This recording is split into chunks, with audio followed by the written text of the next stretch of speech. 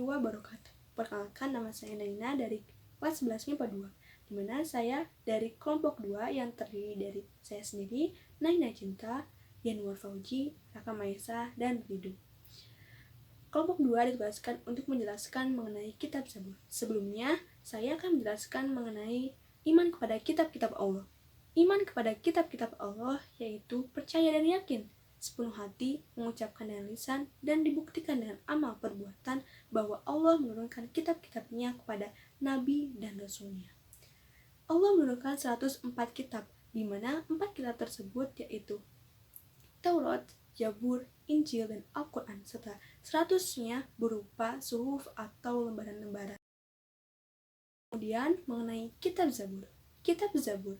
Zabur berasal dari kata Zabara atau Yazbur atau Zabar yang artinya menulis.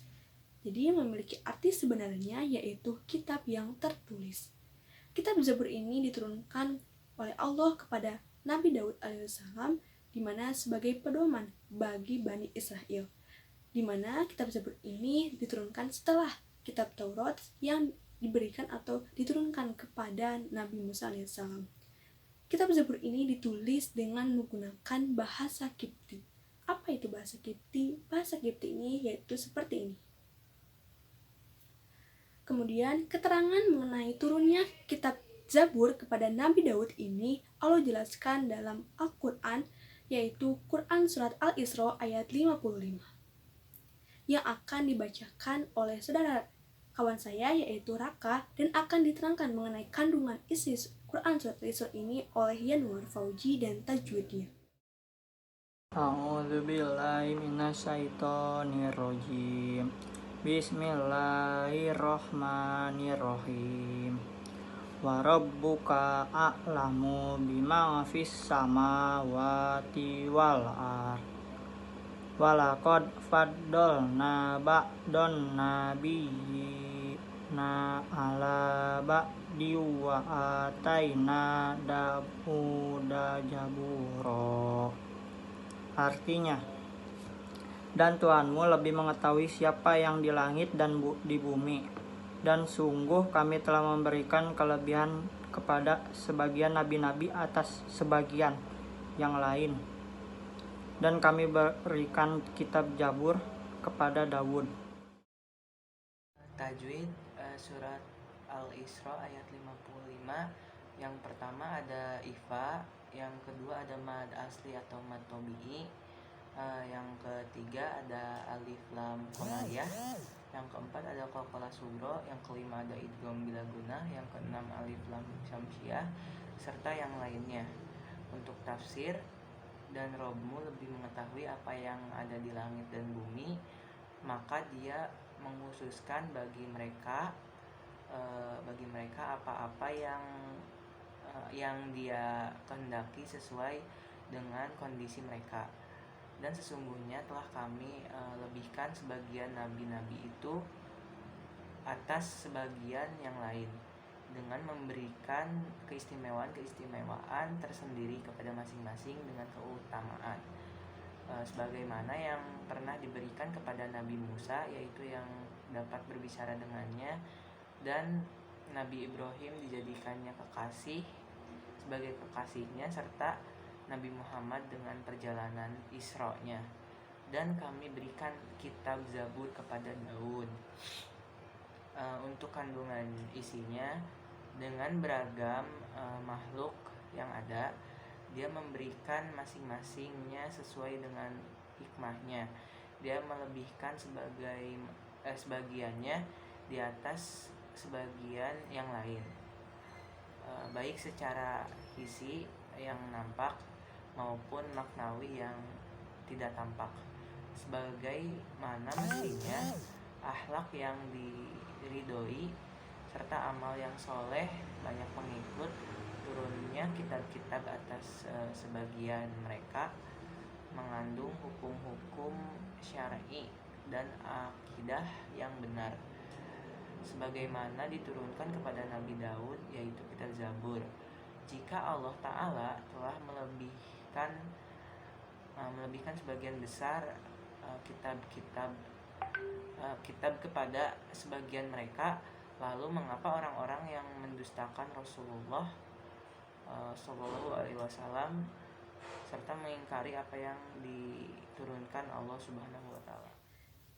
Sebagian ulama menyamakan kitab Zabur ini dengan Mazmur. Mazmur yaitu memiliki arti nyanyian atau syair rohani yang dianggap suci, di mana isi dari kitab Zabur ini yaitu berisi zikir, pengajaran, dan hikmah-hikmah. Kitab Zabur ini diturunkan oleh Allah untuk pedoman bagi Bani Israel. Kitab Zabur juga yaitu tidak terdapat hukum-hukum syariat karena Nabi Daud alaihissalam diperintahkan untuk mengikuti hukum-hukum syariat dari Nabi Musa alaihissalam, yaitu berupa kitab Taurat yang diturunkan oleh Allah kepada Nabi Musa alaihissalam. Kitab Zabur ini terdiri dari 150 syair atau nyanyian, di mana yang dilakukan oleh Nabi Daud alaihissalam.